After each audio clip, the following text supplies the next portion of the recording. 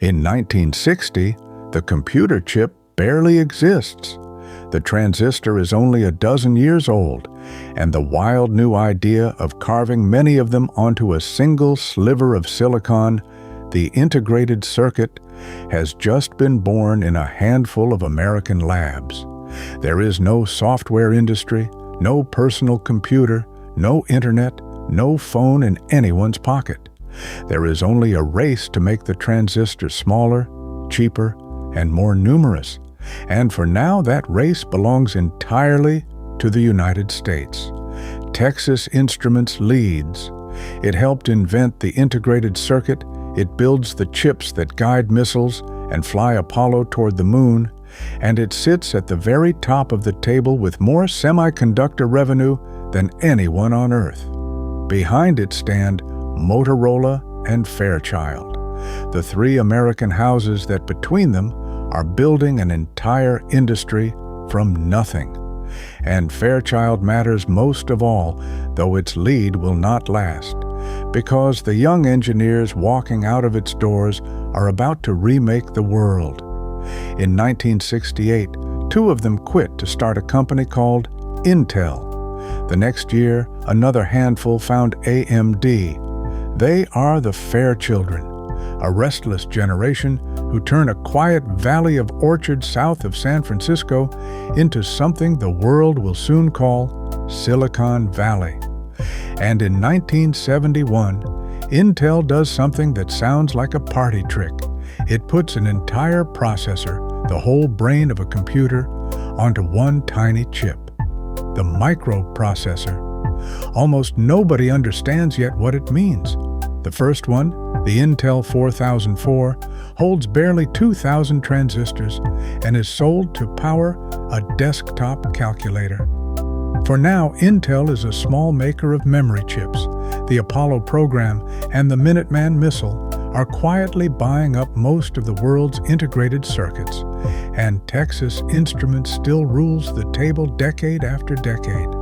The story of the chip is still an American story, a contest between Dallas and California, measured in transistors etched into silicon. But halfway around the world, a challenger is quietly loading its guns, because through the 1970s, Japan's great electronics houses, NEC, Hitachi, Toshiba, Fujitsu, pour themselves into a single weapon, memory. The DRAM chip, the cheap, perfect, mass-produced memory that every computer needs by the millions. The Japanese learned to build it with a precision and reliability the Americans cannot match, and they sell it by the shipload at prices that keep falling. With each new generation, 1 kilobit, then 16, then 64, then 250,000 bits on a fingernail of silicon, Japan pulls further ahead. Year by year, their bars climb the chart, past Fairchild, past Motorola, closing on the very country that invented the business. American executives cry that the chips are being dumped below cost. Washington and Tokyo sign a grudging trade agreement to stop the bleeding. It doesn't work. This is the silicon assault, and America is losing. And in the mid-1980s, it happens. NEC overtakes Texas Instruments and seizes the top of the table for the first time, and right behind it, Toshiba and Hitachi surge, until nearly every one of the largest chip makers on Earth is Japanese. For America's memory makers, this is not competition, it is closer to extinction. The price of a memory chip collapses toward the cost of the plastic it ships in, and the companies that started it all are driven out of the market they created. Intel, bleeding money it cannot stop, does the unthinkable in 1985. It walks away from memory entirely, the business it was founded to build, and bets its survival on the microprocessor almost no one wanted. It feels like surrender. One of its leaders will later say, "Only the paranoid survive." It will turn out to be the smartest retreat in the history of the industry. And in 1987, on the far side of the world, a much quieter revolution begins. In Taiwan, an engineer named Morris Chang founds a company built on a strange idea. It will manufacture chips, but design none of its own. A pure factory for hire, making whatever anyone else draws up. It is called TSMC. For now, it is tiny, buried far down the table, ignored by everyone. Remember it. Then the personal computer arrives, and the whole logic of the industry inverts once more. Every PC on Earth needs a brain, and Intel makes the brain. Its x86 processors become the beating heart of the computer age, and in 1992, Intel overtakes NEC to take the top of the table, a throne it will hold, unbroken, for the next 25 years. A jingle of 4 notes and 2 words, Intel Inside, turns an invisible sliver of silicon into one of the most valuable brands on the planet. Chip by chip, the 386, the 486, the Pentium. Intel doubles the transistor count roughly every 2 years, exactly as one of its founders once predicted, and rides Moore's law like an engine. Japan's bubble bursts, its memory empire begins to slide, and the profits of the entire chip world pool around a single company in America. At the very top, for a generation, nothing moves at all. Intel will miss only one thing, the tiny low-power chips inside the coming smartphones, and it will not yet understand how much that miss will cost. But beneath that frozen crown, the ground never stops shifting. Memory, the business Japan won and Intel fled, becomes a savage boom and bust commodity, and a new giant learns to master its brutal cycles, Samsung. The Korean company does the opposite of everyone else, spending hardest in the depths of each crash, building factories when rivals are going bankrupt, until it owns the memory world the Japanese once ruled, and climbs into the top ranks year after year.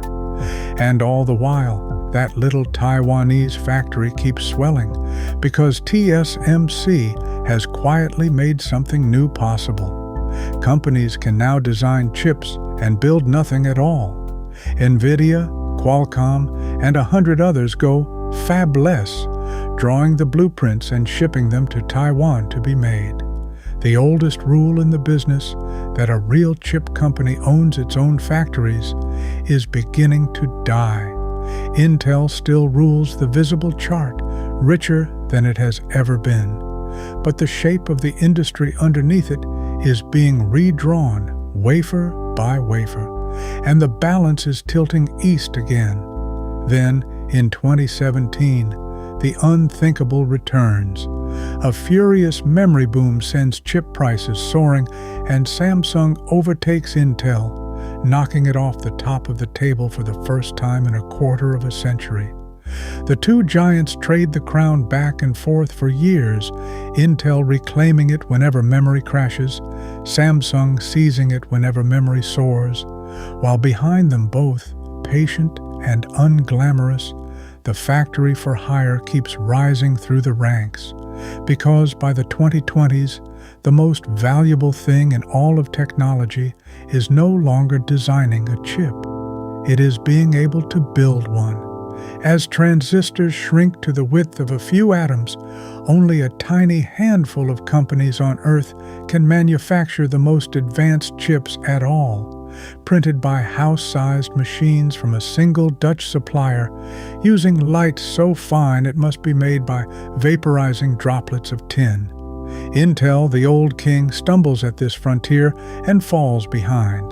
TSMC stands almost alone upon it, building the most complex objects humanity has ever mass-produced. Then, a pandemic freezes the world.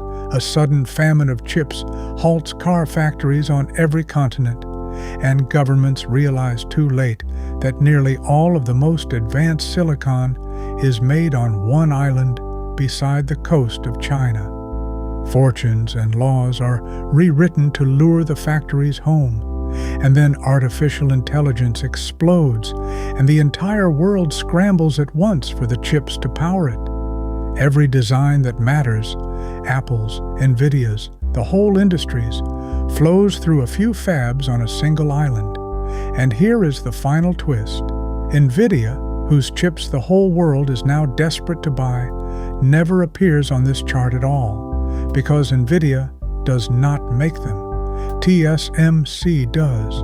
And so, in 2026, the crown rests where almost no one in 1960 could have dreamed. Not with the American pioneers who invented the chip, not with the Japanese who mass-produced it, not even with Intel, who ruled it for a generation, but with a Taiwanese company that designs nothing and manufactures everything the modern world runs on. 66 years have carried this industry from a Texas laboratory to the memory lines of Japan, to a throne in Silicon Valley, and now to a single island making the brains of the age of intelligence. Measured, in the end, by the only number that ever counted, not who could draw the chip, but who could actually build it, and how many they could make.